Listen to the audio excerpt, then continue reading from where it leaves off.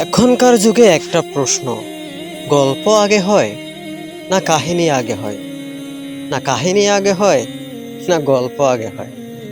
একটা দ্বিধাদ্বন্দ্ব আমাদের মধ্যে বোধ করে।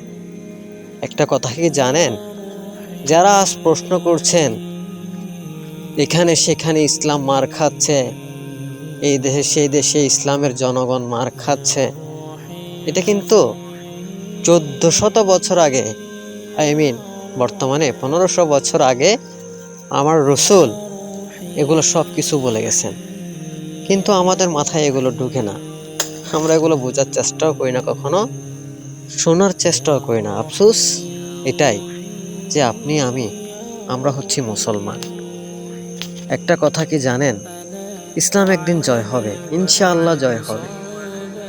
আজ ফিলিস্তিন মার খাচ্ছে, চীন এবং হিন্দুস্তানের মুসলমান, এমনকি আজ হেডলাইনে দেখলাম সুদানেও নাকি মুসলমান মার খাচ্ছে। এমন একটা সময় আসবে সব কিছুকে পিছনে ফেলে ইসলাম জয়যুক্ত হবে। এটা আমার কথা নয়, এটা হাদিসের কথা। কোরআন হাদিসে এমন একজনের কথা বলা আছে, যিনি এই পৃথিবীতে আসবেন এবং ইসলামকে আবার পরিপূর্ণভাবে সাজাবেন। তার নাম হচ্ছে ইমাম মাহাদি। কি সুন্দর নাম, দেখছেন? ওনার নাম নাকি আমার রসুলের নামের পাকের সাথে মিল থাকবে।